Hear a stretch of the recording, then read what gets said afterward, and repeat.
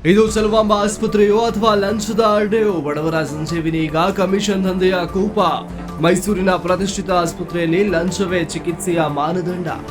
ಕೃಷಿ ಸಚಿವರ ತವರಲ್ಲೇ ರೈತರಿಗೆ ದ್ರೋಹ, ಗೋದಾಮಿನಲ್ಲಿ ಕುಳಿತಾ ಇದೆ ಬಿತ್ತನೆ ಬೀಜ. ಕೃಷಿ ಸಚಿವರ ತವರಲ್ಲೇ ರೈತರಿಗೆ ಇದೆಂಥ ಸ್ಥಿತಿ? ನಗರಸಭೆ ವಿರುದ್ಧದ ಹೋರಾಟ ಹತ್ತಿಕ್ಕಲು ನೀರು ನಿಲುಗಡೆ ಆರೋಪ. ಕೇಂದ್ರ ಸಚಿವ ಕುಮಾರಸ್ವಾಮಿ ಮಧ್ಯಸ್ಥಿಕೆಗೆ ಹೋರಾಟಗಾರರ ಪಟ್ಟು. ಪಂಪ್ ಹೌಸ್ಗೆ ಬೇಗ ಜಡಿದು ನಾಪತ್ತೆಯಾದ ಅಧಿಕಾರಿಗಳು. 120ನೇ ದಿನಕ್ಕೆ ಕಾಲಿಟ್ಟ ಮದ್ದೂರು ನಗರಸಭೆ ವಿರೋಧಿ ಚಳುವಳಿ. ಶತದಿನದ ಹೋರಾಟಕ್ಕೆ ಮಾಜಿ ಸಚಿವ ಡಿಸಿ ತಮ್ಮಣ್ಣ ಸಾಥ್. ಜೆಡಿಎಸ್ ಕಾರ್ಯಕರ್ತರೊಂದಿಗೆ ಧರಣಿ ಸ್ಥಳದಲ್ಲಿ ಶಕ್ತಿ ಪ್ರದರ್ಶನ. ಮೈಸೂರಿನಲ್ಲಿ ರಸ್ತೆ ಕಾಮಗಾರಿಯಿಂದ ವಾಹನ ಸಂಚಾರಕ್ಕೆ ಕಿರಿಕಿರಿ. ಏಕಮುಖ ಸಂಚಾರದ ರಸ್ತೆಯಲ್ಲೇ ದ್ವಿಮುಖ ಸಂಚಾರ. ವಾಹನ ದಟ್ಟಣೆಯಿಂದ ವಾಹನ ಸವಾರರ ಪರದಾಟ. ರಾಜಧರ್ಮ ಟಿವಿಗೆ ಸ್ವಾಗತ. ನಾನು ಹೇಮಂತ್. ಕೃಷಿ ಸಚಿವರ ಜಿಲ್ಲೆಯಾದ ಮಂಡ್ಯದಲ್ಲಿ ದೇವರು ಕೊಟ್ಟರು ಪೂಜಾರಿ ಕೊಡಲ್ಲ ಎಂಬಂತಹ ದುಸ್ಥಿತಿ ನಿರ್ಮಾಣವಾಗಿದ್ದು, ಕೃಷಿ ಅಧಿಕಾರಿಗಳ ಬೇಜವಾಬ್ದಾರಿಗೆ ಅನ್ನದಾತರು ಕಂಗಾಲಾಗಿದ್ದಾರೆ. ಮಂಡ್ಯ ತಾಲೂಕಿನ ರೈತ ಸಂಪರ್ಕ ಕೇಂದ್ರದಲ್ಲಿ ರೈತ ಮಿತ್ರ ಯೋಜನೆಯಡಿ ಮಳೆಯಾಶ್ರಿತ ಪ್ರದೇಶದ ರೈತರಿಗೆ ಕಳೆದ ವರ್ಷವೇ ಉಚಿತವಾಗಿ ವಿತರಿಸಬೇಕಾಗಿದ್ದ ವಿವಿಧ ಧಾನ್ಯಗಳ ಬಿತ್ತನೆ ಬೀಜದ ಬ್ಯಾಗ್ಗಳು ಅಧಿಕಾರಿಗಳ ನಿರ್ಲಕ್ಷ್ಯದಿಂದ ವಿತರಣೆಯಾಗದೆ ಗೋದಾಮಿನಲ್ಲೇ ಕೊಳೆಯುತ್ತಿವೆ. ಇನ್ನು ಕಳೆದ ವರ್ಷವೇ ಅವಧಿ ಮುಗಿದಿದ್ರೂ ಸಹ ಈ ವರ್ಷ ಅದನ್ನೇ ರೈತರಿಗೆ ನೀಡಿ ಸಾಗಾಕಲು ಅಧಿಕಾರಿಗಳು ಮುಂದಾಗಿದ್ದ ವೇಳೆ ಕರ್ನಾಟಕ ರಕ್ಷಣಾ ವೇದಿಕೆ ಕಾರ್ಯಕರ್ತರು ಮತ್ತು ರೈತರು ದಾಳಿ ನಡೆಸಿ ಅಧಿಕಾರಿಗಳನ್ನ ರೆಡ್ ಹ್ಯಾಂಡ್ ಆಗಿ ಹಿಡಿದಿದ್ದಾರೆ. ಈ ಅಕ್ರಮದ ಬಗ್ಗೆ ರೈತರು ಮತ್ತು ಹೋರಾಟಗಾರರು ಪ್ರಶ್ನೆ ಮಾಡ್ತಾ ಇದ್ದಂತೆ ಎಚ್ಚೆತ್ತ ಕೃಷಿ ಇಲಾಖೆಯ ಸಿಬ್ಬಂದಿ ಒಬ್ಬರ ಮೇಲೊಬ್ಬರು ಬೆರಳು ತೋರಿಸಿ ಪಲಾಯನ ಮಾಡಲು ಯತ್ನಿಸಿದ್ದಾರೆ. ಮಂಡ್ಯ ತಾಲೂಕಿನ ಸಹಾಯಕ ಕೃಷಿ ನಿರ್ದೇಶಕಿ ಸುನೀತಾ ಅವರು ಕಚೇರಿಗೂ ಬಾರದೆ ಮತ್ತು ಫೋನ್ ಕರೆಗಳನ್ನ ಸ್ವೀಕರಿಸದೆ ಸಂಪೂರ್ಣ ನಿರ್ಲಕ್ಷ್ಯ ವಹಿಸಿರುವುದು ರೈತರ ಆಕ್ರೋಶಕ್ಕೆ ಕಾರಣವಾಗಿದೆ. ಬಿತ್ತನೆ ಬೀಜದಂತಹ ಮೂಲಭೂತ ಅವಶ್ಯಕತೆಯನ್ನ ರೈತರಿಗೆ ಸಕಾಲಕ್ಕೆ ತಲುಪಿಸದೆ ವಂಚಿಸಿರುವ ಈ ಘಟನೆ ಕೇವಲ ಮಂಡ್ಯಕ್ಕೆ ಸೀಮಿತವಲ್ಲದೆ ರಾಜ್ಯಾದ್ಯಂತ ನಡೀತಾ ಇರುವ ಶಂಕೆ ವ್ಯಕ್ತವಾಗಿದ್ದು, ಕೂಡಲೇ ತಪ್ಪಿತಸ್ಥ ಅಧಿಕಾರಿಗಳ ವಿರುದ್ಧ ಸರ್ಕಾರ ಕಠಿಣ ಕ್ರಮ ಕೈಗೊಳ್ಳಬೇಕೆಂದು ರೈತ ಸಮುದಾಯ ಒತ್ತಾಯಿಸಿದೆ. ಕೇಳಿ ಮೇಡಮ್, ಎಕ್ಸ್ಪೈರ್ ಡೇಟ್ ಹಾಕಿದ್ರಿ, ಇಲ್ಲಿ ಬಂದ್ರಲ್ಲ ಜನ, ನೀವು ವಿತರಣೆ ಮಾಡಕ್ಕೆ ಅಂತ ಕರೆದಿದ್ರಲ್ಲ ಜನನ, ಆ ಬಂದವ್ರು ಯಾಕೆ ಬೈಕೊಂಡು ಹೋದ್ರು, ಯಾಕೆ ಇಸ್ಕದೆ ಹೋದ್ರು, ಕಾರಣ ಯಾಕೆ ಇಸ್ಕೋಗ್ಲಿಲ್ಲ? ನಾವು ಓಪನ್ ಮಾಡಿದ್ವಲ್ಲ, ಅದು ಜರ್ಮಿನೇಷನ್ ಸಮಸ್ಯೆ ಇದೆಯಲ್ವಾ, ಅದು ರೀಪ್ಲೇಸ್ಗೆ ಅಂತ ಹೇಳಿ ಹೇಳಿದೀವಿ. ವಾಪಸ್ ಅಲ್ಲಲ್ಲಿ ಜನ ಬಂದು ವಾಪಸ್ ಯಾಕೆ ಕಳ್ಸಿದ್ರಿ? ನೀವು ಮೊದ್ಲೇ ಏನ್ ಮಾಡ್ತಿದ್ರಿ? ಎಷ್ಟು ದಿವಸ ಆಗಿದ್ದು? 1 ವರ್ಷದ ಮೇಲೆ ಆಗದಲ್ಲ. 1 ವರ್ಷ ಆಗಿಲ್ಲ ಇವ್ರೆ, 1 ವರ್ಷ ಆಗಿಲ್ಲ. ನಾವ್ ಇವಾಗ ಭೂಮಿಗೆ ಹಾಕರ್ ಬರ್ತದೆ ಇದು ಬಿತ್ತನೆ. ಈಗ ಹೊಸದಾಗಿ ಬಂದಿರೋದು ನಾವು. ಭೂಮಿಗೆ ಹಾಕರೆ ಬಿತ್ತನೆ ಮಾತಾಡಕ್ಕೆ ನೀವು ಬಿಡ್ತಿಲ್ವಲ್ಲ? ನಾವೇ ಬಿಡ್ತಾ ಇಲ್ವಾ ಮಾತಾಡಕ್ಕೆ? ಮಾತನಾಡಿ ಮೇಡಮ್ ರೇ, ಆಯ್ತು ಅದೇನಂತ ಮಾತನಾಡಿ. ಅಲ್ಲ ಜನ ಬಂದಿದ್ರಲ್ಲ, ಈಗ ಲೈನ್ ನಿಂತಿದ್ರಲ್ಲ ಮೇಡಮ್ ರೇ, ಆ ಬಂದಿದ್ರು ಯಾಕೆ ಬ್ಯಾಗ್ನ ತಗೊಂಡೋಗ್ಲಿಲ್ಲ? ಬ್ಯಾಗ್ ಯಾಕೆ ತಗೊಂಡೋಗಿಲ್ಲ? ಕಾಳು ಚೆನ್ನಾಗದೆ, ಎಕ್ಸ್ಪೈರಿ ಡೇಟ್ ಆಗಿಲ್ಲ ಅಂದ್ರೆ ಅವ್ರು ಈಸ್ಕೊಂಡು ಹೋಗ್ತಿರ್ತಾನೆ. ಅದಕ್ಕೆ ನಾವು ವಾಪಸ್ ಕಳಿಸ್ತಾ ಇದೀವಿ. ರಿಪ್ಲೇಸ್ಗೆ ಅವ್ರು ಕೊಡ್ಲಿಲ್ವಲ್ಲ, ನೋಡಿದ ತಕ್ಷಣ ಈಗ ಕೊಡ್ಲಿಲ್ಲ. ಕೊಡ್ತಿರ್ಲಿಲ್ಲ. ಕೊಡೋರಿ ನೀವು. ಅವ್ರು ಏನಾರ ಎಕ್ಸ್ಪೈರ್ ಆಗ್ಲಿಲ್ಲ ಅಂತ ಏನಾರ ವಾದ ಮಾಡ್ಲಿಲ್ಲ ಅಂದಿದ್ರೆ ನೀವು ಕೊಡ್ತಿದ್ರಿ. ಬಿತ್ತನೆ ಉತ್ತಿ ಬಿಟ್ಟು ಮಾಡೋದು ಇವತ್ತೆಲ್ಲ ಕೂಲಿ ಯಾರು ಕೊಡೋರು? ರೈತರಿಗೆ ಕಷ್ಟ ಆಗುವಂತ ಕೆಲಸ ನಾವು ಮಾಡಲ್ಲ ಇವ್ರೆ. ಈಗ ಮಾಡಿದಿರಲ್ಲ, ಈಗ 1 ವರ್ಷದಿಂದ. ನಾವು ಈ ವರ್ಷದಿಂದ ಕೊಟ್ಟಿಲ್ಲ. ಇಂಥ ಬೆಳೆಗಳಿಗೆ ಹಾಕುವಂತದ್ದು. ಮದ್ದೂರು ನಗರಸಭೆಗೆ ಗೆಜ್ಜಲಗೆರೆ ಗ್ರಾಮ ಪಂಚಾಯತಿಯನ್ನ ಸೇರ್ಪಡೆಗೊಳಿಸುವುದನ್ನು ವಿರೋಧಿಸಿ ಕಳೆದ 120 ದಿನಗಳಿಂದ ಗ್ರಾಮಸ್ಥರು ಸತತ ಪ್ರತಿಭಟನೆ ನಡೆಸ್ತಾ ಇದ್ದಾರೆ. ಈ ಹೋರಾಟವನ್ನ ಹತ್ತಿಕ್ಕುವ ಉದ್ದೇಶದಿಂದ ಅಧಿಕಾರಿಗಳು ಉದ್ದೇಶಪೂರ್ವಕವಾಗಿ ಗ್ರಾಮಕ್ಕೆ ಕುಡಿಯುವ ನೀರು ಪೂರೈಸದೆ ಕಿರುಕುಳವನ್ನ ನೀಡ್ತಾ ಇದ್ದಾರೆ ಎಂಬ ಗಂಭೀರ ಆರೋಪ ಕೇಳಿ ಬಂದಿದೆ. ಕಳೆದ 2 ದಿನಗಳಿಂದ ಪಂಪ್ ಹೌಸ್ಗೆ ಬೀಗ ಜಡಿದು ನೀರು ನಿಲ್ಲಿಸಿರುವುದು ಹೋರಾಟಗಾರರ ಆಕ್ರೋಶಕ್ಕೆ ಕಾರಣವಾಗಿದೆ. ಅಧಿಕಾರಿಗಳ ಈ ದಬ್ಬಾಳಿಕೆಯನ್ನ ಖಂಡಿಸಿದ ಪ್ರತಿಭಟನಾಕಾರರು ಕೂಡಲೇ ಈ ವಿಷಯವನ್ನ ಕೇಂದ್ರ ಸಚಿವ ಎಚ್.ಡಿ. ಕುಮಾರಸ್ವಾಮಿ ಅವರ ಗಮನಕ್ಕೆ ತಂದಿದ್ದಾರೆ. ಸಚಿವರು ತಕ್ಷಣವೇ ಸ್ಪಂದಿಸಿ ಜಿಲ್ಲಾಧಿಕಾರಿ ಮತ್ತು ಜಿಲ್ಲಾ ಪಂಚಾಯತ್ ಸಿಇಒ ಅವರನ್ನ ದೂರವಾಣಿ ಮೂಲಕ ತರಾಟೆಗೆ ತೆಗೆದುಕೊಂಡಿದ್ದಾರೆ. ಸಚಿವರ ಈ ಖಡಕ್ ಸೂಚನೆಯ ಬೆನ್ನಲ್ಲೇ ಎಚ್ಚೆತ್ತ ತಹಶೀಲ್ದಾರ್ ಮತ್ತು ನಗರಸಭೆ ಆಯುಕ್ತರು ಸ್ಥಳಕ್ಕೆ ಧಾವಿಸಿದ್ದು, ಈ ವೇಳೆ ಗ್ರಾಮಸ್ಥರು ಅಧಿಕಾರಿಗಳನ್ನ ಮುತ್ತಿಗೆ ಹಾಕಿ ಯಾರ ಅನುಮತಿಯ ಮೇರೆಗೆ ನೀರು ನಿಲ್ಲಿಸಲಾಗಿದೆ ಎಂದು ತೀವ್ರವಾಗಿ ಪ್ರಶ್ನಿಸಿದ್ದಾರೆ.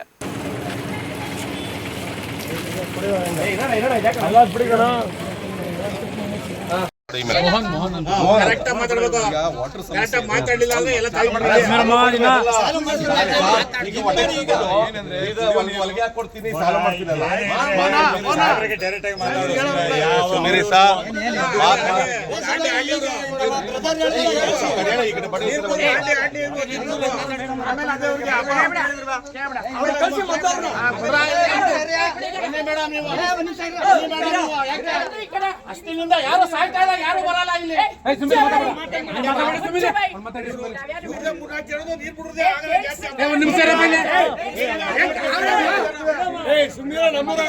ನೀವು ನಮ್ಮ ಗ್ರಾಮಕ್ಕೆ ಬಂದಿದ್ದೀರಾ? ಯಾರು ಊರಿಗೋಸ್ಕರ ಪ್ರಾಣ ಬಿಡಬೇಕು. ಎಮ್ಮೆಲೆಗಿಂತ ಹೆಚ್ಚಾಗ್ತಾರ ಅವರು. 15,000 ಸಂಬಳ ಕಾಡ್ತಾವೆ. ನಮ್ಮ ಗ್ರಾಮ ನಗರಸಭೆಗೆ ಸೇರ್ಪಡೆ ಆಗಿಲ್ಲ. ನಾವು ಜಾಮೀನ್ ನಡೆದಿಲ್ಲ. ಅಲ್ಲಿ ಯಾವ ಹಾಜರಾತಿಗೂ ಸಹಿ ಇಲ್ಲ, ಕಂಪ್ಯೂಟರ್ ಸಹಿ, ಪೇಪರ್ ಕಂಪ್ಯೂಟರ್, ನಿಯಮಬದ್ಧವಾಗಿ ಸೇರ್ಪಡೆ ಆಗಿಲ್ಲ. ಕೋರ್ಟ್ ಅಲ್ಲಿ ಕಾನೂನಿದೆ, ದಯವಿಟ್ಟು ಕೋರ್ಟ್ ಮದ್ದೂರು ನಗರಸಭೆಗೆ ಗೆಜ್ಜಲಗೆರೆ ಗ್ರಾಮ ಪಂಚಾಯತಿ ಸೇರ್ಪಡೆಗೊಳಿಸಿರುವುದನ್ನು ವಿರೋಧಿಸಿ ಗ್ರಾಮಸ್ಥರು ನಡೆಸ್ತಾ ಇರುವ ಹೋರಾಟ ಇದೀಗ 4ನೇ ತಿಂಗಳಿಗೆ ಕಾಲಿಟ್ಟಿದೆ. ಸರ್ಕಾರ ಮತ್ತು ಸ್ಥಳೀಯ ಶಾಸಕರ ವಿರುದ್ಧದ ಈ ಸತತ ಹೋರಾಟಕ್ಕೆ ಮಾಜಿ ಸಚಿವ ಡಿಸಿ ತಮ್ಮಣ್ಣ ಅವರು ತಡರಾತ್ರಿ ಭೇಟಿ ನೀಡಿ ಸಂಪೂರ್ಣ ಬೆಂಬಲ ಘೋಷಿಸಿದ್ದಾರೆ. ತಮ್ಮ ಜೆಡಿಎಸ್ ಪಕ್ಷದ ಮುಖಂಡರು ಮತ್ತು ನೂರಾರು ಕಾರ್ಯಕರ್ತರೊಂದಿಗೆ ಪ್ರತಿಭಟನಾ ಸ್ಥಳಕ್ಕೆ ಆಗಮಿಸಿ ಡಿಸಿ ತಮ್ಮಣ್ಣ ಗ್ರಾಮಸ್ಥರ ಪಟ್ಟು ಬಿಡದ ಹೋರಾಟವನ್ನು ಶ್ಲಾಘಿಸಿದ್ದಾರೆ. ಈ ವೇಳೆ ಮಾತನಾಡಿದ ಅವರು ಪ್ರಜಾಪ್ರಭುತ್ವ ಮಾದರಿಯಲ್ಲಿ ನಡೀತಾ ಇರುವ ಈ ನ್ಯಾಯಯುತ ಹೋರಾಟವನ್ನು ಹತ್ತಿಕ್ಕಲು ಶಾಸಕರು ಮತ್ತು ಅಧಿಕಾರಿಗಳು ಪ್ರಯತ್ನಿಸ್ತಾ ಇರುವುದು ಖಂಡನೀಯ ಎಂದು ಆಕ್ರೋಶ ವ್ಯಕ್ತಪಡಿಸಿದರು. ಇನ್ನು ಗ್ರಾಮಸ್ಥರ ಬೇಡಿಕೆಗೆ ನ್ಯಾಯ ಸಿಗುವವರೆಗೂ ಮತ್ತು ನಗರಸಭೆ ಸೇರ್ಪಡೆ ಆದೇಶ ರದ್ದಾಗುವವರೆಗೂ ನಾವು ಅವರ ಬೆನ್ನಿಗೆ ನಿಲ್ತೇವೆ ಎಂದು ತಮ್ಮಣ್ಣ ಭರವಸೆ ನೀಡಿದರು. ಸುದೀರ್ಘ 120 ದಿನಗಳನ್ನು ಪೂರೈಸಿರುವ ಈ ಪ್ರತಿಭಟನೆಯು ಮಾಜಿ ಸಚಿವರ ಭೇಟಿಯಿಂದಾಗಿ ಇದೀಗ ಮತ್ತಷ್ಟು ಚುರುಕುಗೊಂಡಿದೆ. ಏನಾದ್ರು ಇದಾಗಿದ್ರೆ ತಕ್ಷಣ ನೀರಿನ ವ್ಯವಸ್ಥೆ ಮಾಡಿ ಅಂತ ಮಾಡಬೇಕಾಗಿದ್ದು ತಹಸೀಲ್ದಾರ್ ಕರ್ತವ್ಯ, ಜಿಲ್ಲಾಧಿಕಾರಿಗಳ ಕರ್ತವ್ಯ. ಅದರಲ್ಲಿ ಅದನ್ನು ಮಾಡೋದ್ರಲ್ಲಿ ಜಿಲ್ಲಾಡಳಿತ ಫೇಲ್ ಆಗಿದೆ. ಇದು ಬಹಳ ದುರಂತ. ಇಂಥ ಜಿಲ್ಲಾಧಿಕಾರಿಗಳ ವಿರುದ್ಧ ನಾವು ಇನ್ನೇನಾದ್ರು ಮುಂದೆ ಇದಾದರೆ ನಾವು ಪ್ರತಿಭಟನೆ ಕೂಡ ಮಾಡಬೇಕಾಗ್ತದೆ. ನಾವು ಇದರಲ್ಲಿ ಜಿಲ್ಲಾಧಿಕಾರಿಗಳ ವಿರುದ್ಧ ಅವರು ರಕ್ಷಣೆ ಕೊಡಬೇಕಾದವರು ಜಿಲ್ಲಾಧಿಕಾರಿಗಳು, ಅವರೇ ಕೊಟ್ಟಿಲ್ಲ ಅಂತಾದರೆ ಇನ್ನು ಯಾರ ಹತ್ರ ಹೋರಾಟ ಮಾಡಬೇಕು? ನಾವು ವಿಧಾನಸೌಧ ಹತ್ರ ಹೋರಾಟ ಮಾಡಬೇಕಾ? ಹೋಗಿ ಅದಕ್ಕೂ ತಯಾರಿದ್ದೀವಿ. ಮುಂದಿನ ದಿವಸಗಳಲ್ಲಿ ಈ ಥರ ಅನ್ಯಾಯಗಳು ನಡೆದ್ರೆ ಪ್ರಜಾಪ್ರಭುತ್ವ ವ್ಯವಸ್ಥೆಯಲ್ಲಿ ಜನಗಳ ಕಷ್ಟ ಸುಖ ಕೇಳಬೇಕಾದ್ದು ಸರ್ಕಾರದ ಆದ್ಯ ಕರ್ತವ್ಯ. ಇಲ್ಲಿ ಜಿಲ್ಲೆಯಲ್ಲಿ ಇರೋದು ಸರ್ಕಾರದ ಪ್ರತಿನಿಧಿಯಾಗಿರುವಂಥವರು ಜಿಲ್ಲಾಧಿಕಾರಿಗಳು. ಅದರಿಂದ ಕುಮಾರಸ್ವಾಮಿ ಅವ್ರಿಗೂ ಕೂಡ ಈ ವಿಷಯ ಗೊತ್ತಾಗಿದೆ. ಗೊತ್ತಾದ್ಮೇಲೆ ನನಗೆ 3 ಸಾರಿ ಫೋನ್ ಮಾಡಿದ್ರು. ಅಲ್ಲಿ ನೀರಿಗೆ ತೊಂದರೆ ಆಗಿದೆ ಅಂತ, ಕುಡಿಯುವ ನೀರಿಗೆ ಏನು ಮಾಡ್ತಾ ಇದ್ದಾರೆ ನೀವು ಹೋಗಿ ನೋಡಿ ವಿಚಾರಿಸಿ. ನಾನು ಹೇಳಿದೆ, ಜಿಲ್ಲಾಧಿಕಾರಿಗಳಿಗೂ ಹೇಳಿದ್ದೀನಿ, ತಹಸೀಲ್ದಾರ್ಗೂ ಹೇಳಿದ್ದೀನಿ, ಎಲ್ಲ ಮಾಡ್ತೀನಿ ಅಂತ ಹೇಳಿದ್ದಾರೆ. ನಿಮಗೆ ವರದಿ ಕೊಡ್ತೀನಿ ಅಂತ ಹೇಳಿದೆ. ಆದರೂ ಅವರು ಕೊನೆಗೆ 2 ಗಂಟೆ ಮೇಲೆ ಫೋನ್ ಮಾಡಿ ನನಗೆ ಹೇಳಿದ್ರು, ಅವ್ರೇನಾದ್ರು ಮಾಡಲಿಲ್ಲ ಅಂದರೆ ನೀವು ಹೋಗಿ ಇವತ್ತಿನ ದಿವಸ ಅವ್ರಿಗೆ ಎಷ್ಟು ಟ್ಯಾಂಕರ್ ಬೇಕೋ ಊರಿನವರೇ ತಗೊಳ್ಳಿ. ಮೈಸೂರಿನ ಇತಿಹಾಸ ಪ್ರಸಿದ್ಧ ಚೆಲುವಾಂಬ ಆಸ್ಪತ್ರೆ ಎಂದು ಬಡವರ ಸಂಜೀವಿನಿಯಾಗುವ ಬದಲು ಲಂಚಬಾಕತನದ ಕೂಪುವಾಗಿ ಮಾರ್ಪಟ್ಟಿದೆ ಎಂಬ ಗಂಭೀರ ಆರೋಪ ಕೇಳಿ ಬಂದಿದೆ. ಬಡವರ ಆಸ್ಪತ್ರೆ ಎಂಬ ಹೆಸರಿಗೆ ಕಳಂಕ ತರುವಂತೆ ಇಲ್ಲಿನ ವ್ಯವಸ್ಥೆ ಹದಗೆಟ್ಟಿದ್ದು ಪ್ರತಿಯೊಂದು ಹೆಜ್ಜೆಗೂ ಹಣ ನೀಡದಿದ್ರೆ ಕೆಲಸವೇ ಆಗದಂತಹ ದುಸ್ಥಿತಿ ನಿರ್ಮಾಣವಾಗಿದೆ. ರೋಗಿ ಆಸ್ಪತ್ರೆಗೆ ದಾಖಲಾಗುವುದರಿಂದ ಹಿಡಿದು ಚಿಕಿತ್ಸೆ ಮುಗಿಸಿ ಹೊರಬರುವವರೆಗೆ ಇಲ್ಲಿ ಹಣದ ಆಟವೇ ನಡೀತಾ ಇದೆ. ಸ್ಟ್ರೆಚರ್ ಪಡೆಯಲು ಹಣ, ಬೆಡ್ ಸಿಗಲು ಹಣ, ಅಂತಿಮವಾಗಿ ಶವದ ಮನೆಗೂ ಹಣ ನೀಡಬೇಕಾದ ಅಮಾನವೀಯ ಪರಿಸ್ಥಿತಿ ನಿರ್ಮಾಣವಾಗಿದೆ. ಆಸ್ಪತ್ರೆಯ ಡಿ ದರ್ಜೆಯ ನೌಕರರಿಂದ ಹಿಡಿದು ಕೆಲವು ಪ್ರಭಾವಿ ಸಿಬ್ಬಂದಿಗಳವರೆಗೆ ಲಂಚದ ಜಾಲ ವ್ಯಾಪಿಸಿದೆ ಎಂಬ ದೂರುಗಳು ವ್ಯಾಪಕವಾಗಿವೆ. ಹಣ ನೀಡದ ರೋಗಿಗಳನ್ನ ಮತ್ತು ಅವರ ಸಂಬಂಧಿಕರನ್ನ ಕೀಳಾಗಿ ಕಾಣುವುದು, ಚಿಕಿತ್ಸೆ ನೀಡಲು ವಿಳಂಬ ಮಾಡುವುದು ಇಲ್ಲಿನ ನಿತ್ಯದ ಗೋಳಾಗಿದೆ. ರೋಗಿಗಳ ಪಾಲಿಗೆ ದೇವಸ್ಥಾನವಾಗಬೇಕಾಗಿದ್ದ ಈ ಪಾರಂಪರಿಕ ಆಸ್ಪತ್ರೆಯಲ್ಲಿ ಮಾನವೀಯತೆ ಮರೆಯಾಗ್ತಾ ಇದೆ. ಸರ್ಕಾರ ಕೋಟ್ಯಾಂತರ ರೂಪಾಯಿ ಅನುದಾನ ನೀಡ್ತಾ ಇದ್ರೂ ಸೌಲಭ್ಯಗಳು ಬಡವರಿಗೆ ತಲುಪ್ತಾ ಇಲ್ಲ. ಬಡ ರೋಗಿಗಳು ತಮಗೆ ಸಿಗಬೇಕಾದ ಉಚಿತ ಚಿಕಿತ್ಸೆಗಾಗಿ ಸಾಲ ಸೋಲ ಮಾಡಿ ಅಧಿಕಾರಿಗಳ ಮತ್ತು ಸಿಬ್ಬಂದಿಗಳ ಜೇಬು ತುಂಬಿಸಬೇಕಾದ ಅನಿವಾರ್ಯತೆ ಎದುರಾಗಿದೆ. ಇನ್ನು ಮುಂದಾದರೂ ಇಲ್ಲಿ ಚಿಕಿತ್ಸೆ ಪಡೆಯಲು ಹಣವಲ್ಲ, ಮಾನವೀಯತೆ ಮಾನದಂಡವಾಗಲಿ ಎಂಬುದು ಸಾರ್ವಜನಿಕರ ಆಗ್ರಹವಾಗಿದೆ. ನೀವೆಷ್ಟು ಕೊಟ್ರಿ? ನಾವು ಬೆಳಗ್ಗೆ ರಾತ್ರಿ ದುರ್ಕೋಸ್ ಕಟ್ಬಿಟ್ಟು ಬೆಳಗ್ಗೆ 100 ರೂಪಾಯಿ ಕಿತ್ಕೊಳ್ಳೋದು. ನರ್ಸ್ಗಳೆಷ್ಟು? 100 200 ಯಾರಿಗಂತ ಹೇಳವನಿ ನಾವು ಗ್ಯಾಪ್ ತೆಗಿದಮ್ಮ, ಎಲ್ಲರಿಗೂ ಕೊಡ್ಬೇಕು. ನಿಮ್ದಾದ್ರೂ ಪರವಾಗಿಲ್ಲ, ಬರೀ 2,000. ನಂದು ಎಷ್ಟಾಯ್ತು ಗೊತ್ತಾ? 5,000 ಆಯ್ತು. ನಮ್ದು ಕೊಟ್ಟಿರೋದೆಲ್ಲ ಸೇರಿಸ್ತಾರೆ ಅಷ್ಟೇ. ಅವರು ಅವತ್ತು ಒಳಗೆ ಎಷ್ಟು? 100 ರೂಪಾಯಿ ತೋರ್ಸಲ್ಲ ಅನ್ಬಿಟ್ರ ಕೂಸು? 900 ರೂಪಾಯಿ ಕೊಟ್ಟ ಮೇಲೆ ಅವಾಗ ಕೂಸ್ ತಗೊಂಡು ವಾರ್ಡ್ ತಗೊಂಡು ಐಸಿ ಅಗಳಿಗೂ ಆ ಚೆಕಪ್ಪು ಈ ಚೆಕಪ್ಪು ಎತ್ತಬೇಕು ಉಳಿಸ್ಬೇಕು ಎಣ್ಣೆ इन दिनों होगा 5,000 के ऊपर खर्चा होगा हमला. ಗಾಡಿ ತಳ್ಳೋರೆಲ್ಲ ದುಡ್ಡು ಇಸ್ಕೊತಾರ ಅಕ್ಕ? ಎಷ್ಟು ಇಸ್ಕೊಂತಾರೆ? 200 200 ಆಯ್ತು. ನೀವೆಷ್ಟು ಕೊಟ್ರಿ? 100 ಅಲ್ಲ, ನರ್ಸ್ಗಳು 200 ಇಸ್ಕೊಂಡ್ರು, ಗಾಡಿ ತಳ್ಳೋರು 100 ಮಗು ತಗೊಂಬರ್ತಾರಲ್ಲ ಆವಾಗ 200 ರೂಪಾಯಿ ಕೈಯಲ್ಲಿ ಕೊಡೋದು. ಗಾಡಿ ತಳುವಾಗ ಏನೋ 150 ರೂಪಾಯಿ ಕೈಯಲ್ಲಿ ಕೊಟ್ರೆ ಆಯ್ತು. ನಿಮ್ಮ ಹತ್ರ ಕೇಳಿನ ಇಸ್ಕೊಂಡ್ರ? ನರ್ಸ್ಗಳು ನರ್ಸಿಗೆ 100 ರೂಪಾಯಿ ಕೊಡ್ರಿ, 150 ರೂಪಾಯಿ ಕೊಡ್ರಿ. ಅವ್ರಿಗೆ ಯಾಕೆ ಹಂಗೆ तुम्हें भी कासा दिए के जी नर्स को नर्सा को कासा दिए पूछे ना हमारे ಮಗುನ ಕೊಡ್ತಾರಲ್ಲ हाँ ಅವರಿಗೆ कितना 200 ರೂಪಾಯಿ ಕೊಟ್ರೆ ಸಾಕು. ಯಾರಿಗೆ ನರ್ಸ್ಗೆ 200 ಅವರೆಲ್ಲ ಬಟ್ಟೆ ಎಲ್ಲ ಕ್ಲೀನ್ ಮಾಡ್ತಾರೆ. ಮಗುನ ಬಟ್ಟೆ ಎಲ್ಲ ಕ್ಲೀನ್ ಮಾಡ್ತಾರಲ್ಲ ಅವ್ರಿಗೆ ಅದು 300 200 ರೂಪಾಯಿ ಕೊಡಬೇಕು. ಆಮೇಲೆ ಗಾಡಿ ತಳೋರ್ದು ಒಂದು 50 ರೂಪಾಯಿ. ಯಾವ ಊರವ್ರು ನೀವು? ಯಾವ ಊರವರು? ಕೆರಸು. ನೀವೇನು ಡೆಲಿವರಿ ಆಯ್ತಲ್ಲ ಯಾರಿಗೆ? ನಿಮ್ಮ ಮಗಳಿಗ? ಮಗಳಿಗಲ್ಲ, ನಮ್ಮ ಅತ್ತೆ ಮಗಳಿಗೆ. ಎಂಥದ್ದು ಹೆಣ್ಣು ಪಾಪ? ಯಾವ ವಾರ್ಡಲ್ಲಿರೋದು? ಈ ವಾರ್ಡ್.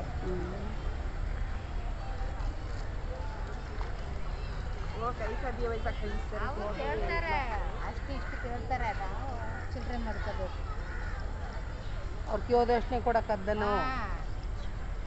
100 ಕೇಳ್ದೊಳಗೆ 50, 50 ಕೇಳ್ದೊಳಗೆ 100 ಕೊಡೋದು. ಏನು ಮಾಡಬೇಕು? ನರ್ಸಮ್ಮನಿಗೆ 200 ಕೊಡಿ ಅಂತಾರಲ್ಲ ನರ್ಸಮ್ಮ. ಅವ್ರಿಗೆ ಕೊಡಬೇಕು. ನರ್ಸಮ್ಮ 200. 500.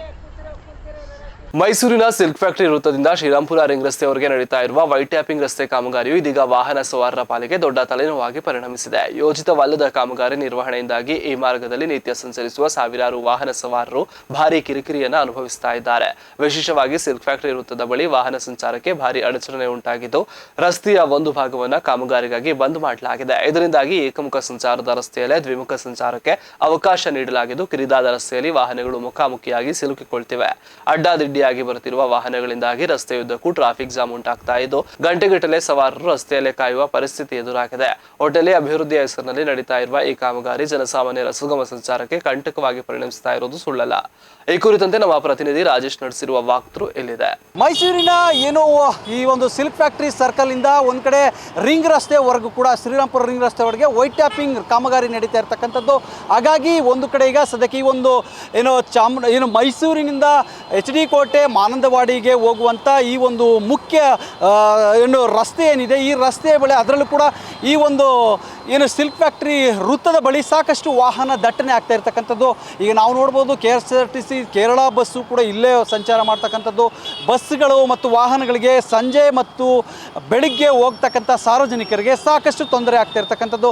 ಮಹಿಳೆಯರಿರ್ಬೋದು, ಮಕ್ಕಳಿರ್ಬೋದು ಮತ್ತು ಸಾರ್ವಜನಿಕರು ಎಂದಿನಂತೆ ಪ್ರತಿದಿನ ಮನೆಗಳಿಗೆ ಹೋಗ್ತಕ್ಕಂಥವ್ರು, ಕೆಲಸಕ್ಕೆ ಹೋಗಿ ಬರ್ತಕ್ಕಂಥವ್ರಿಗೆ ಈ ರೀತಿ ವಾಹನ ದಟ್ಟಣೆಗಳಿಂದಾಗಿ ಏಕಮುಖ ಸಂಚಾರವಿಲ್ಲದೆ ಸಾಕಷ್ಟು ಸಮಸ್ಯೆಗಳಾಗ್ತಾ ಇದೆ. ಯಾಕೆ ಅಂತ ಹೇಳಿದ್ರೆ ಒಂದು ಕಡೆ ಒಂದೇ ರಸ್ತೆಯಲ್ಲಿ ಈ ಕಡೆಯಿಂದ ಹೋಗ್ತಕ್ಕಂಥವ್ರು ಆ ಕಡೆಯಿಂದ ಬರ್ತಕ್ಕಂಥವರ ಸಂಚಾರ ಇರೋದ್ರಿಂದಾಗಿ ಈ ಸರ್ಕಲ್ ಬಳಿ ಅಂದರೆ ಸಿಲ್ಕ್ ಫ್ಯಾಕ್ಟರಿ ಸರ್ಕಲ್ ಬಳಿ ಸಾಕಷ್ಟು ಇಲ್ಲಿ ಕನಿಷ್ಠ ಪಕ್ಷ ಒಬ್ಬ ಪೊಲೀಸ್ ಸಿಬ್ಬಂದಿನೂ ಕೂಡ ಇಲ್ಲಿ ನೇಮಕ ಮಾಡಿಲ್ಲ, ಸಿಗ್ನಲ್ ಇಲ್ಲ, ಏನಿಲ್ಲ, ಸಾಕಷ್ಟು ಸಮಸ್ಯೆ ಆಗುತ್ತೆ. ಆದರೆ ಈಗ ಈ ಒಂದು ಸಂದರ್ಭದಲ್ಲಿ ಸಾಕಷ್ಟು ಸಮಸ್ಯೆಯನ್ನು ನಿವಾರಣೆ, ಏಕಮುಖ ಸಂಚಾರ ಮಾಡಿದ್ರೆ ಎಲ್ಲ ಸರಿ ಹೋಗುತ್ತೆ. ಆದರೆ ಇಲ್ಲಿ ಏಕಮುಖ ಸಂಚಾರ ಮಾಡದೆ ದಿಕ್ಕಾಪಾಲಾಗಿ ಗಾಡಿಗಳು ವಾಹನಗಳು ಸಂಚಾರವನ್ನು ಮಾಡೋದ್ರಿಂದಾಗಿ ಇಲ್ಲಿ ಮಕ್ಕಳು ಸಣ್ಣ ಸಣ್ಣ ಮಕ್ಕಳು ಕಟ್ಕೊಂಡು ಹೋಗ್ತಕ್ಕಂಥವ್ರು ಸಾಕಷ್ಟು ಅಪಘಾತಗಳಾಗುವಂಥ ಸನ್ನಿವೇಶಗಳು ಕೂಡ ಇಲ್ಲಿ ಕಾಣ್ತಾ ಇರ್ತಕ್ಕಂಥದ್ದು ನಾವು ನೋಡ್ಬೋದು. ಹಾಗಾಗಿ ಈಗ ಸದ್ಯಕ್ಕೆ ಸಂಬಂಧಪಟ್ಟಂಥ ಸ್ಥಳೀಯ ಶಾಸಕರು ಇರ್ಬೋದು, ಇಲ್ಲಿನ ಸಂಬಂಧಪಟ್ಟಂಥ ಅಧಿಕಾರಿಗಳು ಸೂಕ್ತವಾದಂಥ ಒಂದು ವ್ಯವಸ್ಥೆಯನ್ನು ಮಾಡಬೇಕು ಅಂತಕ್ಕಂಥದ್ದು ನಮ್ಮ ಒಂದು ಕಳಕಳಿ. ಈಗ ಸ್ಥಳೀಯರಿದ್ದಾರೆ, ಮಾತಾಡ್ಸೋಣ. ಏನು ಹೇಳ್ತೀರಾ ಸರ್ ಈ ಒಂದು ವ್ಯವಸ್ಥೆಗೆ? ನಮಗೆ ಆದಷ್ಟು ದಯವಿಟ್ಟು ಮಾನದಂಡ ಫಸ್ಟು ರೆಡಿ ಆಗಬೇಕು. ಜನಗಳಿಗೆ ತೊಂದರೆ ಆಯ್ತದೆ, ಆಕ್ಸಿಡೆಂಟ್ಗಳೆಲ್ಲ ತುಂಬ ಆಯ್ತದೆ. ಆಮೇಲೆ ಆಫೀಸ್ಗಳು ಕೆಲಸಕ್ಕೆ ಹೋಗೋ ಆಯ್ತಲ್ಲ, ಭಾಳ ಹಿಂಸೆ ಆಯ್ತದೆ. ಅದಂತೂ ಸತ್ತಲ್ಲಿ ಜಲ್ದಿ ರೆಡಿ ಮಾಡ್ಬೇಕಂತ ಭಾಳ ಸ್ಥಳೀಕರಿಗೆ ಭಾಳ ತೊಂದರೆ ಆಯ್ತದೆ. ತುಂಬ ಸಮಸ್ಯೆ ಇದೆ. 9 ಗಂಟೆಯಿಂದ ಬೆಳಗ್ಗೆ 5 ಗಂಟೆ ಗಂಟೆ ಭಾಳ ತುಂಬ ಸಮಸ್ಯೆ ಆಯ್ತದೆ. ಕೆಲಸಕ್ಕೆ ಹೋಗೋರು ಬರೋರಿಗೆ ನೌಕರಿಗಳ ತುಂಬ ಆಫೀಸ್ಗಳಿಗೆಲ್ಲ ತುಂಬ ತೊಂದರೆ ಆಯ್ತದೆ. ದಯವಿಟ್ಟು ಫಸ್ಟು ರೋಡ್ ರೆಡಿ ಆಗಬೇಕು. ಟ್ರಾಫಿಕ್ಕು ಅಲ್ಲಿಗೆ ಯಾರು ಅಲರ್ಟ್ ಮಾಡ್ಕೊಂಡಿಲ್ಲ, ಯಾರಿಗೂ ಮಾಡ್ಕೊಡಿಲ್ಲ, ಇನ್ನೂ ಮಾಡಿಲ್ಲ. ಇಲ್ಲಿ ಅವ್ರ ಪಾಡಿಗೆ ಅವರ ಟ್ರಾಫಿಕ್ ಯಾರು ಕೊಟ್ಟಿಲ್ಲ ನಮಗೆ. ಇಲ್ಲಿ ಸರ್ಕಲ್ಗೆ ತೊಂದರೆ ಆಗ್ತದೆ, ತುಂಬ ತೊಂದರೆ ಆಗ್ತದೆ. ಹೌದು, ಇದಿಷ್ಟು ಇಲ್ಲಿನ ಸ್ಥಳೀಯರ ಮಾತಾಗಿರ್ತಕ್ಕಂಥದ್ದು. ಇಲ್ಲಿ ಒಂದು ವೃತ್ತಕ್ಕೆ ಸೂಕ್ತವಾದಂಥ ಒಂದು ಪೊಲೀಸ್ ಸಿಬ್ಬಂದಿಯನ್ನು ನೇಮಿಸಬೇಕು, ಟ್ರಾಫಿಕ್ ಕಂಟ್ರೋಲ್ ನಿಯಂತ್ರಣ ಮಾಡುವಂಥ ಒಂದು ಸಿಬ್ಬಂದಿಗಳನ್ನ ನೇಮಕ ಮಾಡಿಕೊಡಿ. ಇಲ್ಲ ಅಂದರೆ ಸಾಕಷ್ಟು ಏನು ಇಲ್ಲಿ ಆಕಸ್ಮಿಕವಾದಂಥ ಅಪಘಾತಗಳ ಘಟನೆಗಳಿಗೆ ಕಾರಣ ಆಗುತ್ತೆ. ಈಗಾಗಲೇ ನಾವು ನೋಡ್ಬೋದು ಒಂದು ಕಡೆ ಸಾಕಷ್ಟು ಜನರು ನೋಡಿದ್ರೆ ನಾವು ನಿಜವಾಗ್ಲೂ ಕೂಡ ಈ ರೀತಿಯಾದಂಥ ಸಮಸ್ಯೆ ಎದುರಾಗ್ತಾ ಇರ್ತಕ್ಕಂಥದ್ದನ್ನು ನಾವು ನೋಡ್ಬೋದು. ಯಾಕೆಂತ ಹೇಳಿದ್ರೆ ಒಂದು ಕಡೆ ವೈಟ್ ಟ್ಯಾಪಿಂಗ್ ರಸ್ತೆ ನಡೀತಾ ಇರ್ತಕ್ಕಂಥದ್ದು, ಇನ್ನೂ ಒಂದೇ ಒಂದು ಇರ್ತಕ್ಕಂಥ ಒಂದು ಸಣ್ಣ ರಸ್ತೆಯಲ್ಲಿ ಈ ರೀತಿ ಏಕಮುಖ ಸಂಚಾರವಿಲ್ಲದೆ ಸಾಕಷ್ಟು ವಾಹನ ದಟ್ಟಣೆಗಳು ಹೆಚ್ಚಾಗಿ ಈ ರೀತಿಯಾದಂಥ ಸಮಸ್ಯೆ ಎದುರಾಗಿರ್ತಕ್ಕಂಥದ್ದು. ಹಾಗಾಗಿ ಸಂಬಂಧಪಟ್ಟಂಥ ಶಾಸಕರು ಈ ಒಂದು ಕಾಮಗಾರಿಯನ್ನು ಆದಷ್ಟು ಬೇಗ ಪೂರ್ಣಗೊಳಿಸುವಂಥ ನಿಟ್ಟಿನಲ್ಲಿ ಕ್ರಮ ವಹಿಸಬೇಕು ಅಂತಕ್ಕಂಥದ್ದು ನಮ್ಮ ರಾಜ್ಯಧರ್ಮ ಟಿವಿಯ ಕಳಕಳಿಯಾಗಿರ್ತಕ್ಕಂಥದ್ದು. ಕ್ಯಾಮ್ರಾ ಪರ್ಸನ್ ರಕ್ಷಿತ್ ಜೊತೆ ರಾಜೇಶ್, ರಾಜ್ಯಧರ್ಮ ಟಿವಿ, ಮೈಸೂರು. ಮಂಡ್ಯ ತಾಲೂಕಿನ ನೊದೆಕೊಪ್ಲು ಮತ್ತು ಎಲೆಚಾಕನಹಳ್ಳಿ ಗ್ರಾಮಗಳ ವ್ಯಾಪ್ತಿಯಲ್ಲಿ ಕೈಗಾರಿಕಾ ಘಟಕ ಸ್ಥಾಪಿಸಲು ಕೆಐಎಡಿಬಿ ಮುಂದಾಗಿರುವುದು ಈಗ ರೈತರ ಕೆಂಗಣ್ಣಿಗೆ ಗುರಿಯಾಗಿದೆ. ಸುಮಾರು 284 ಎಕರೆ ಫಲವತ್ತಾದ ಭೂಮಿಯನ್ನು ಸ್ವಾಧೀನಪಡಿಸಿಕೊಳ್ಳಲು ಅಧಿಕಾರಿಗಳು ರೂಪಿಸಿರುವ ಪ್ಲಾನ್ ವಿರುದ್ಧ ರೈತರು ಆರ್ಭಟಿಸಿದ್ದಾರೆ. ಭೂಸ್ವಾಧೀನಕ್ಕೆ ಸಂಬಂಧಿಸಿದಂತೆ ಜಿಲ್ಲಾಧಿಕಾರಿಗಳು ಡಾಕ್ಟರ್ ಕುಮಾರ್ ಅವರ ಅಧ್ಯಕ್ಷತೆಯಲ್ಲಿ ಕರೆಯಲಾಗಿದ್ದ ರೈತ ಸಭೆಯು ತೀವ್ರ ಸಂಘರ್ಷಕ್ಕೆ ಸಾಕ್ಷಿಯಾಗಿದ್ದು, ಅಧಿಕಾರಿಗಳ ಪ್ರಸ್ತಾಪಕ್ಕೆ ಆಕ್ರೋಶ ವ್ಯಕ್ತಪಡಿಸಿದ ರೈತರು ಸಭೆಯನ್ನು ಬಹಿಷ್ಕರಿಸಿ ಹೊರಬಂದಿದ್ದಾರೆ. ನಂತರ ಮಂಡ್ಯ ಜಿಲ್ಲಾ ಪಂಚಾಯತ್ ಕಚೇರಿಯ ಮುಂಭಾಗ ಜಮಾಯಿಸಿ ಜಿಲ್ಲಾಡಳಿತ ಹಾಗೂ ಕೆಐಎಡಿಬಿ ವಿರುದ್ಧ ಘೋಷಣೆಗಳನ್ನು ಕೂಗುತ್ತಾ ಬೃಹತ್ ಪ್ರತಿಭಟನೆಯನ್ನು ನಡೆಸಿದ್ದಾರೆ. ಎಲೆಚಕ್ನಳ್ಳಿ ಸರ್ವೆ ನಂಬರು 200 ಎಕರೆನ KHB ಅಕ್ವೈರ್ ಆಗಿದೆ. ಅಭಿವೃದ್ಧಿಪಡಿಸಿ ಇನ್ನು ಹಂಚುವಂಥ ಪ್ರಕ್ರಿಯೆ ಇದೆ. ಅದರಲ್ಲಿ ರೈತರುಗಳು ಸುಮಾರು ರೈತರುಗಳು ಬರೀ ಎಕರೆಗೆ 8 ಲಕ್ಷ ಕೊಟ್ಟರು. ಮತ್ತು ಗೊಂದಲದಿಂದ ರೈಲ್ವೆಗೆ ಹೋಗಿದಾಗ 40 ಲಕ್ಷ ಕೊಟ್ಟವ್ರೆ ಅಂತ ರೈತರುಗಳು ಮುಗಿಬಿದ್ದು ಬರೀ 8 ಲಕ್ಷ ರೂಪಾಯಿ ಕೊಟ್ಟರು ಎಕರೆಗೆ. ಇದರಿಂದ ಫುಲ್ ಮನನೊಂದು ಸುಮಾರು ಜನ ಜಿಗುಪ್ಸೆ ಪಟ್ಬಿಟ್ಟು ತೀರೇ ಹೋಗ್ಬಿಟ್ರು. ಬರೀ ಎಕರೆಗೆ 8 ಲಕ್ಷ ಅಂತ ಅಂದರೆ ಈಗ ಕುಂಟೆಗೆ 8 ಲಕ್ಷ ಆಗಿದೆ ಈಗ ಆ ಸರೌಂಡಿಂಗೆಲ್ಲ. ಆ ಜಮೀನು ಇವಾಗ ಇವು ಕರೆದಿರೋದು ಜಿಲ್ಲಾಧಿಕಾರಿಯವರು ಕರೆದಾಗ ಎಲ್ಲ ವಿರೋಧ ವ್ಯಕ್ತಪಡಿಸಿದ್ದಾರೆ. ಯಾಕೆ ಅಂತಂದರೆ ಲೋಕಭವಾನಿ ನದಿಯಿಂದ ಕೆರೆ ಕಟ್ಟೆಗಳಿಗೆಲ್ಲ ನೀರು ತುಂಬಿರೋದು ಅಂತರ್ಜಲ ಜಾಸ್ತಿಯಾಗಿ ಏನಾರ ಮಂಡ್ಯ ತಾಲೂಕಲ್ಲಿ ಅತಿ ಹೆಚ್ಚು ತರಕಾರಿ ಬೆಳೀತಾ ಇದೆ ಅಂತಂದರೆ ನೊದೆಕೊಪ್ಲು, ಎಲೆಚಕ್ನಹಳ್ಳಿ, ಉರ್ಮಾರ್ಕಸ್ಲಿಗೆರೆ, ತೂಬುಣಕೆರೆ ವ್ಯಾಪ್ತಿನಲ್ಲಿ. ಯಾಕೆಂದ್ರೆ ಕೊಯಮತ್ತೂರಿಗೆ ಒಂದು 3 ಟೆಂಪೋ ಹೋಯ್ತವೆ, ಬೆಂಗಳೂರಿಗೆ ಒಂದು 5-6 ಟೆಂಪೋ ಹೋಯ್ತವೆ. ಮತ್ತು ಅಲ್ಲಿ ಇಂಡಸ್ಟ್ರಿಯಲ್ ಏರಿಯಾದಲ್ಲಿ ಕೋಲ್ಡ್ ಸ್ಟೋರೇಜ್ದು ತರಕಾರಿ ವೆಜಿಟೇಬಲ್ ಅಲ್ಲಿಗೂ ನಮ್ಮ ಸರೌಂಡಿಂಗು ಇದೆ. ಆದ್ದರಿಂದ ಇವಾಗೆಲ್ಲ ಹೇಳ್ತಾರೆ ಇವಾಗ ನಮ್ಮ ಬಸರಾಳಲ್ಲಿ 100 ಎಕರೆ ಕೊಡ್ತೀನಿ, ನಾಮಂಗಲದಲ್ಲಿ ಕೊಡ್ತೀವಿ ಅಂತ. ಮಂಡ್ಯ ಜಿಲ್ಲೆಯಲ್ಲಿ ಅತಿ ಹತ್ತಿರದಲ್ಲಿ ಬಂದು ರೈತರುಗಳನ್ನ ಚರ್ಚೆ ಮಾಡಿದ್ರೆ ಈ 300 ಎಕರೆ ಇವಾಗ ಅಕ್ವಿಜೇಷನ್ ಮಾಡಿಕೊಟ್ಟಿದ್ದಾರಲ್ಲ ಅದಲ್ಲಂತೆ ಬಡಭೂಮಿ ಇದೆ ಮತ್ತು ಸರ್ಕಾರಿ ಜಮೀನಿದೆ. ರೆವಿನ್ಯೂ ಅಧಿಕಾರಿಗಳು ಒಂದು ವರದಿ ಕೊಟ್ಟಿದ್ದಾರೆ. ನೊದೆಕೊಪ್ಲು ಸರ್ವೆ ನಂಬರ್ನಲ್ಲಿ 140 ಎಕರೆ, ಎಲೆಚಕ್ನಹಳ್ಳಿ ಸರ್ವೆ ನಂಬರ್ 87 ಎಕರೆ ಸರ್ಕಾರಿ ಲ್ಯಾಂಡ್ ಇದೆ. ಅದ್ರ ಬಾಜುನಲ್ಲಿ ಅಂದರೆ ವ್ಯವಸಾಯ ಮಾಡ್ತವ್ರೆ. ಎಲ್ಲೋ ಬೆರಳೆಣಿಕೆ 100ಕ್ಕೆ ಒಂದು 5% 10% ವ್ಯವಸಾಯ ಮಾತ್ರ ಮಾಡ್ತವ್ರೆ. 90% ಬರ್ಡಾಗಿ ಬಿದ್ದಿದೆ. ಅಲ್ಲಿಗೆ ಒಳ್ಳೆ ರೈಟ್ ಕೊಟ್ಟರೆ ರೈತರುಗಳ ಹತ್ರ ಚರ್ಚೆ ಮಾಡಿ ಏನಾರ ಮಂಡ್ಯ ಡಿಸ್ಟ್ರಿಕ್ಕಲ್ಲಿ, ಮಂಡ್ಯ ತಾಲೂಕಲ್ಲಿ ಒಳ್ಳೆ ಕೈಗಾರಿಕೆ ಇದೆ ಅಂತ ಅಂದರೆ ಇವಾಗೇನು ಅಕ್ವಿಜೇಷನ್ ಮಾಡ್ತಾರಲ್ಲ. ವರ್ನಟ ಡಾಕ್ಟರ್ ರಾಜ್ಕುಮಾರ್ ಅವರ 97ನೇ ಜನ್ಮದಿನಾಚರಣೆಯ ಪ್ರಯುಕ್ತ ಮಂಡ್ಯದಲ್ಲಿ ಅಭಿಮಾನಿಗಳು ಹಾಗೂ ಕರ್ನಾಟಕ ರಕ್ಷಣಾ ವೇದಿಕೆಯ ಕಾರ್ಯಕರ್ತರು ಅದ್ದೂರಿ ಸಂಭ್ರಮಾಚರಣೆ ನಡೆಸಿದ್ದಾರೆ. ನಗರದ ಸಂಜೆ ವೃತ್ತದಲ್ಲಿರುವ ಡಾಕ್ಟರ್ ರಾಜ್ಕುಮಾರ್ ಅವರ ಪುತ್ಥಳಿಗೆ ಹಾರ ಹಾಕಿ ಪುಷ್ಪಾರ್ಚನೆ ಸಲ್ಲಿಸುವ ಮೂಲಕ ಅಣ್ಣವರನ್ನ ಸ್ಮರಿಸಲಾಗಿದೆ. ಇನ್ನು ಈ ವೇಳೆ ಡಿ ಅಶೋಕ್ ಮಾತನಾಡಿ, ಡಾಕ್ಟರ್ ರಾಜ್ಕುಮಾರ್ ಅವರು ಕರ್ನಾಟಕದ ಸಾಂಸ್ಕೃತಿಕ ನಾಯಕ ಮತ್ತು ರಾಯಭಾರಿ. ಭಾರತ ಚಿತ್ರರಂಗದಲ್ಲಿ ಯಾರಾದರೂ ಅಪ್ಪಟ ಸೂಪರ್ ಸ್ಟಾರ್ ಇದ್ರೆ ಅದು ಅಣ್ಣವರು ಮಾತ್ರ. ಅವರು ಭೌತಿಕವಾಗಿ ನಮ್ಮೊಂದಿಗೆ ಇಲ್ಲದಿದ್ದರೂ ಕನ್ನಡಿಗರ ಹೃದಯದಲ್ಲಿ ಎಂದಿಗೂ ಅಜರಾಮರ ಎಂದು ಭಾವಪರವಶರಾದರು. ಇನ್ನು ಇದೇ ಸಂದರ್ಭದಲ್ಲಿ ಅಣ್ಣವರಿಗೆ ಭಾರತ ರತ್ನ ಪ್ರಶಸ್ತಿ ನೀಡಬೇಕೆಂಬ ಆಗ್ರಹ ಮತ್ತೆ ಬಲವಾಗಿ ಕೇಳಿ ಬಂದಿದ್ದು, ಕೇಂದ್ರ ಸರ್ಕಾರ ಡಾಕ್ಟರ್ ರಾಜ್ಕುಮಾರ್ ಅವರಿಗೆ ಮರಣೋತ್ತರ ಭಾರತ ರತ್ನ ಪ್ರಶಸ್ತಿಯನ್ನು ನೀಡಿ ಗೌರವಿಸಬೇಕೆಂದು ಪ್ರತಿಭಟನಾಕಾರರು ಒತ್ತಾಯಿಸಿದರು.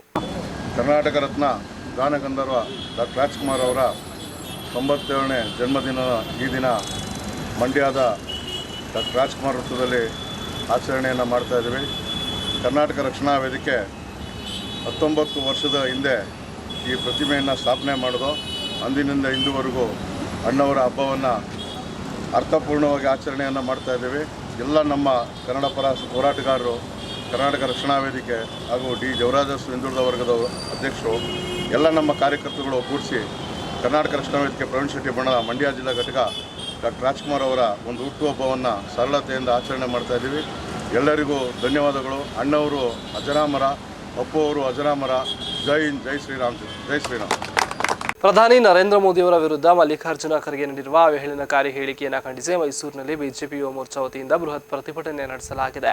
ನಗರದ ಗಾಂಧಿ ವೃತ್ತದಲ್ಲಿ ಜಮಾಯಿಸಿದ ಬಿಜೆಪಿ ನಗರ ಯುವ ಮೋರ್ಚಾ ಕಾರ್ಯಕರ್ತರು ಎಐಸಿಸಿ ಅಧ್ಯಕ್ಷ ಮಲ್ಲಿಕಾರ್ಜುನ ಖರ್ಗೆ ವಿರುದ್ಧ ತೀವ್ರ ಆಕ್ರೋಶವನ್ನು ವ್ಯಕ್ತಪಡಿಸಿದರು. ಯುವ ಮೋರ್ಚಾ ಅಧ್ಯಕ್ಷ ರಾಕೇಶ್ ನೇತೃತ್ವದಲ್ಲಿ ನಡೆದ ಈ ಪ್ರತಿಭಟನೆಗೆ ಕೆಆರ್ ಕ್ಷೇತ್ರದ ಶಾಸಕ ಟಿಎಸ್ ಶ್ರೀವತ್ಸ ಕೂಡ ಸಾಥ್ ನೀಡಿ ಖರ್ಗೆ ಅವರ ಹೇಳಿಕೆಯನ್ನ ಖಂಡಿಸಿದ್ರು. ಇನ್ನು ಪ್ರಧಾನಿ ಮೋದಿ ಅವರಂತಹ ಉನ್ನತ ಸ್ಥಾನದಲ್ಲಿರುವ ವ್ಯಕ್ತಿಯ ವಿರುದ್ಧ ಇಂತಹ ಹಗುರವಾದ ಹೇಳಿಕೆ ನೀಡಿರುವುದು ದೇಶದ ಜನತೆಗೆ ಮಾಡಿರುವ ಅವಮಾನವಾಗಿದ್ದು, ಕೂಡಲೇ ಖರ್ಗೆ ಅವರು ಪ್ರಧಾನಿ ಮೋದಿ ಹಾಗೂ ದೇಶದ ಜನರ ಕ್ಷಮೆ ಯಾಚಿಸಬೇಕೆಂದು ಆಗ್ರಹಿಸಿದರು. ಇನ್ನು ಕಾಂಗ್ರೆಸ್ ನಾಯಕರ ಇಂತಹ ಹೇಳಿಕೆಗಳು ರಾಜಕೀಯ ದುರುದ್ದೇಶದಿಂದ ಕೂಡಿವೆ ಎಂದು ಕಿಡಿಕಾರಿದರು. ಎಐಸಿಸಿಯ ರಾಷ್ಟ್ರೀಯ ಅಧ್ಯಕ್ಷರು ಮೊನ್ನೆ ಏನು ತಮಿಳುನಾಡಿನ ಚುನಾವಣಾ ಪ್ರಚಾರದ ವೇಳೆ ನಮ್ಮ ಈ ದೇಶದ ಹೆಮ್ಮೆಯ ಪ್ರಧಾನಿಯ ಬಗ್ಗೆ ಉಗ್ರವಾದಿಗಳು, ಟೆರರಿಸ್ಟ್ ಅಂತ ಏನು ಒಂದು ಹೇಳಿಕೆಯನ್ನು ಕೊಟ್ಟಿದ್ದಾರೆ, ಆ ಒಂದು ಹೇಳಿಕೆಯ ವಿರುದ್ಧವಾಗಿ ಇವತ್ತು ಮೈಸೂರು ನಗರದ ಯುವ ಮೋರ್ಚಾ ವತಿಯಿಂದ ಸಾಂಕೇತಿಕವಾಗಿ ಪ್ರತಿಭಟನೆಯನ್ನು ಹಮ್ಮಿಕೊಂಡಿದ್ದೀವಿ. ಇವತ್ತು ಅವರ ಹೇಳಿಕೆ ಏನು ಕೊಟ್ಟಿದ್ದಾರೆ ಅದು ಇಡೀ ದೇಶವ್ಯಾಪ್ತಿ ಇವತ್ತು ಪ್ರತಿಭಟನೆಯನ್ನು ಮಾಡ್ತಾಯಿದ್ದೀವಿ. ಅದರಲ್ಲೂ ರಾಜ್ಯದಲ್ಲೂ ಕೂಡ ಎಲ್ಲ ಜಿಲ್ಲಾಡಳಿತ ಕೇಂದ್ರಗಳಲ್ಲಿ ಪ್ರತಿಭಟನೆಯನ್ನು ಮಾಡ್ತಾಯಿದ್ದೀವಿ. ಮಲ್ಲಿಕಾರ್ಜುನ ಖರ್ಗೆ ಅವರು ಅವರಿಗೆ ಇರತಕ್ಕಂಥ 50 ವರ್ಷದ ರಾಜಕೀಯದ ಅನುಭವ ಏನಿದೆ, ಅವರ ಅನುಭವನ ಮೀರಿ ಅವರು ಇವತ್ತು ರಾಷ್ಟ್ರಕ್ಕೆ ಹೋದ ಮೇಲೆ ಅವರು ಯಾಕೆ ಈ ರೀತಿಯನ್ನು ಹೇಳಿಕೆಯನ್ನು ಕೊಡ್ತಾ ಇದ್ದಾರೆ, ಅದರಲ್ಲೂ ಹೇಳಿಕೆಯನ್ನು ಕೊಟ್ಬಿಟ್ಟು ಈಗ ಮಾಧ್ಯಮದವರೇ ತಿರ್ಚಿದ್ದಾರೆ ಅಂತ ಹೇಳ್ತಾರೆ. ಇದೆಲ್ಲ ಮಾತಾಡಬೇಕಾದ್ರೆ ತುಂಬ ಜ್ಞಾನ ಇಟ್ಕೊಂಡು ಮಾತಾಡಬೇಕು. ಅವ್ರಿಗೆ ತುಂಬ ಅನುಭವ ಇದೆ, ಆದರೂ ಕೂಡ ಅವರು ಈ ರೀತಿಯಾದಂಥ ಹೇಳಿಕೆಯನ್ನು ಕೊಡಬಾರ್ದು. ಈ ದೇಶದ ಪ್ರಧಾನಮಂತ್ರಿಗೆ ಉಗ್ರವಾದಿಗಳು ಅಂತ ಏನು ಹೇಳಿಕೆಯನ್ನು ಕೊಟ್ಟಿದ್ದಾರೆ ಅದನ್ನು ಇವತ್ತು ಭಾರತ 140 ಕೋಟಿಯ ಜನಸಂಖ್ಯೆಯ ಅವ್ರ ಪರವಾಗಿ 140 ಕೋಟಿ ಜನರ ಮುಂದೆ ಬಂದು ಬಹಿರಂಗವಾಗಿ ಅವರು ಕ್ಷಮೆಯನ್ನು ಕೇಳಬೇಕು ಅವರು ಅಂತ ನಾನು ಈ ಮೂಲಕ ಆಗ್ರಹಿಸ್ತಾ ಇದ್ದೇನೆ. ಸಕ್ಕರೆ ನಾಡು ಮಂಡ್ಯ ಅಂದ್ರೆ ಅಲ್ಲಿ ಬರೀ ಬೆಲ್ಲದ ಸಿಹಿ ಅಷ್ಟೇ ಅಲ್ಲ, ಕಲೆ ಮತ್ತು ಕಲಾವಿದರ ಮೇಲಿರೋ ಪ್ರೀತಿಯೂ ಕೂಡ ಅಷ್ಟೇ ಅಪಾರ. ಮಂಡ್ಯದ ಈ ಮಣ್ಣಿನಲ್ಲಿ ಡಾಕ್ಟರ್ ರಾಜ್ಕುಮಾರ್ ಅಂದ್ರೆ ಅದು ಕೇವಲ ಒಬ್ಬ ನಟನ ಹೆಸರಲ್ಲ, ಅದೊಂದು ಅಳಿಸಲಾಗದ ಭಾವನೆ. ಇದಕ್ಕೆ ಸಾಕ್ಷಿ ಎಂಬಂತೆ ಶ್ರೀರಂಗಪಟ್ಟಣದ ಮಾಯಿ ಆರ್ಟ್ನ ಕಲಾವಿದ ಮಾಯಣ್ಣನವರು ಅಪ್ಪಟ ರಾಜಾಭಿಮಾನಿಯಾಗಿ ಗಮನ ಸೆಳೆದಿದ್ದಾರೆ. ಅಣ್ಣವರು ಅಭಿನಯಿಸಿದ ಅಷ್ಟು ಚಿತ್ರಗಳನ್ನು ವೀಕ್ಷಿಸಿರುವ ಇವರಿಗೆ ಎಲ್ಲ ಸಿನಿಮಾಗಳ ಹೆಸರುಗಳು ಬಾಯ್ಪಾಠವಾಗಿರೋದು ವಿಶೇಷ. ಡಾಕ್ಟರ್ ರಾಜ್ಕುಮಾರ್ ಅವರ ಜೀವನದ ಹುಟ್ಟಿನಿಂದ ಅಗಲಿಕೆಯವರೆಗಿನ ಪ್ರತಿಯೊಂದು ಘಟ್ಟಕ್ಕೂ ಇವರಿಗೆ ಚಿರಪರಿಚಿತವಾಗಿದೆ. ಬಾಲ್ಯದಲ್ಲೇ ಅಣ್ಣವರನ್ನ ನೋಡಿದ ನೆನಪಿನೊಂದಿಗೆ ಬೆಳೆದಿರುವ ಇವರು ಇಂದಿಗೂ ರಾಜ್ ಕುಟುಂಬದ ಜೊತೆ ವಿಶೇಷವಾದ ನಂಟು ಹೊಂದಿದ್ದಾರೆ. ಮಾಯಣ್ಣನವರ ಈ ಅದ್ಭುತ ನೆನಪಿನ ಶಕ್ತಿಯನ್ನು ಕಂಡು ಸ್ವತಃ ಡಾಕ್ಟರ್ ರಾಜ್ ಕುಟುಂಬವೇ ಅಚ್ಚರಿ ವ್ಯಕ್ತಪಡಿಸಿದೆ. ಅಣ್ಣವರು ನಟಿಸಿದ ಚಿತ್ರಗಳ ಹೆಸರು ಮತ್ತು ಅವು ತೆರೆಕಂಡ ಪ್ರಮುಖ ಸಾಧನೆಗಳ ವರ್ಷಗಳು ಇವರ ಸ್ಮರಣೆಯಲ್ಲಿ ಅಚ್ಚೊತ್ತಿದಂತಿವೆ. ಪ್ರತಿ ವರ್ಷ ಡಾಕ್ಟರ್ ರಾಜ್ಕುಮಾರ್ ಹುಟ್ಟುಹಬ್ಬನ ಅತ್ಯಂತ ಸಂಭ್ರಮದಿಂದ ಆಚರಿಸುವ ಮಾಯಣ್ಣ ತಮ್ಮ ಆರಾಧ್ಯ ದೈವದ ಜೊತೆಗೆ ಕಳೆದ ಸವೀಕ್ಷಣೆಗಳನ್ನು ಇಂದಿಗೂ ಮೆಲುಕು ಹಾಕುತ್ತಾ ಅಪ್ಪಟ ಅಭಿಮಾನವನ್ನು ಮೆರೆದಿದ್ದಾರೆ. ಬೋರ್ಗಳೆಲ್ಲ ಬರೆಯೋದು ಸಿನಿಮಾ ಥಿಯೇಟ್ರಲ್ಲೇ ಈ ರಾತ್ರಿ ಜನ ಹೋರಾಟಗಳಂತ ಬರೆಯೋದು. ಅಣ್ಣವ್ರ ಬಗ್ಗೆ ಅವಾಗ ಈ ನ್ಯಾಯದವ್ರ ಶೂಟಿಂಗ್ ಇದ್ದಿರಪ್ಪ ಇಲ್ಲಿ ಶ್ರೀರಂಗಪಟ್ಟಣ ಕ್ರಿಕೆಟ ಅಲ್ಲಿ ಒಳ್ಳೆ ಅಣ್ಣವ್ರು ಭೇಟಿಯಾಗಿದ್ದು ಅವಾಗ 14/4/71 ನ್ಯಾಯದೇವರು ಶೂಟಿಂಗು. ಅಣ್ಣವ್ರು ಹಾಡು ಇಲ್ಲೇ ಬಂದಿತ್ತು, ಆಕಾಶವೇ ಬೆಳೆಯಲ್ಲಿ ಮೇಲಿಂದ ಹಾಡು ಬರ್ತಿದ್ದು ಒಳ್ಳೆ ಇಲ್ಲೇ ಶೂಟ್ ಮಾಡಿದ್ರು. ಅವಾಗ ಅಣ್ಣವ್ರು ಏನೇನಿಲ್ಲ ಅವರು ಅಲ್ಲಾಗಂದ್ರೆ ನಾವಿರೋದು ಮಡ್ರಾಸಲ್ಲಿ.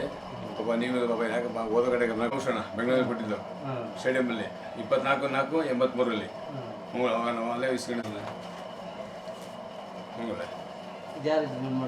ಎಲ್ಲ ಇದ್ನಲ್ಲ ಒಳ್ಳೆ ಅಲ್ಲೇ ಕೊಟ್ಟಿದ್ರಲ್ಲ ಅವರು ಮದುವೆ ಆಗಿದ್ದು. ರಾಜ್ಕುಮಾರ್ ಮದುವೆ ಆಗಿದ್ದು 25/6/53 ನಂಜನಗೂಡು ರಾಣಪ್ಪನ ಚಿತ್ರ ಮದುವೆ ಆಗಿದ್ದು. ಒಳ್ಳೆ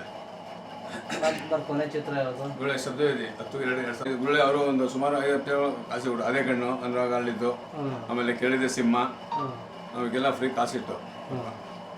ಈಗ ರಾಜ್ಕುಮಾರ್ ಅವ್ರದ್ದು ಗೋಕಾಕ್ ಚುನಾವಣೆಗೆ ಬಂದರು. ಗೊತ್ತು 27/82 ಹೋಗಿದ್ದ ಬೆಂಗಳೂರಿಗೆ. ಒಳ್ಳೆ ಸಾಂಸ್ಕೃತಿಕ ನಗರಿ ಮೈಸೂರಿನಲ್ಲಿ ನಟ ಸಾರ್ವಭೌಮ ಡಾಕ್ಟರ್ ರಾಜ್ಕುಮಾರ್ ಅವರ 97ನೇ ಜಯಂತಿಯನ್ನು ಅತ್ಯಂತ ಸಡಗರ ಸಂಭ್ರಮದಿಂದ ಆಚರಿಸಲಾಯಿತು. ಜಿಲ್ಲಾಡಳಿತ ಹಾಗೂ ಸಾರ್ವಜನಿಕರ ಸಹಯೋಗದಲ್ಲಿ ನಗರಾದ್ಯಂತ ಅಣ್ಣವರ ಜನ್ಮದಿನದ ಸಂಭ್ರಮ ಮನೆ ಮಾಡಿದ್ದು ಡಾಕ್ಟರ್ ರಾಜ್ಕುಮಾರ್ ಉದ್ಯಾನವನದಲ್ಲಿರುವ ಅವರ ಪುತ್ಥಳಿಗೆ ಸ್ಥಳೀಯರ ಶಾಸಕರಾದ ಶ್ರೀವತ್ಸ ಮಾಲಾರ್ಪಣೆ ಮಾಡಿ ಗೌರವ ಸಲ್ಲಿಸಿದರು. ಇನ್ನ ಬಳಿಕ ಮಾತನಾಡಿದ ಶಾಸಕ ಶ್ರೀವತ್ಸ, ಅಣ್ಣವರು ನಮ್ಮ ನಾಡು ಕಂಡ ಶ್ರೇಷ್ಠ ನಟ ಮತ್ತು ಮೇರು ಪರ್ವತ. ಡಾಕ್ಟರ್ ರಾಜ್ ಸದಾ ಕಾಲಕ್ಕೂ ನಮಗೆಲ್ಲ ಮಾದರಿಯಾಗಿದ್ದು ಅವರ ಪ್ರತಿಯೊಂದು ಚಿತ್ರಗಳು ಸಮಾಜಕ್ಕೆ ಅತ್ಯುತ್ತಮ ಸಂದೇಶವನ್ನು ಸಾರಿವೆ ಎಂದು ನೆನಪಿಸಿಕೊಂಡರು. ನಮ್ಮ ನಾಡಿನ ಹೆಮ್ಮೆಯ ಕಳಸಪ್ರಾಯರಾದ ಅಣ್ಣವರು ಎಂದೆಂದಿಗೂ ಕನ್ನಡಿಗರ ಮನದಲ್ಲಿ ಅಜರಾಮರ ಎಂದು ಅವರು ಭಾವುಕರಾಗಿ ನುಡಿದರು.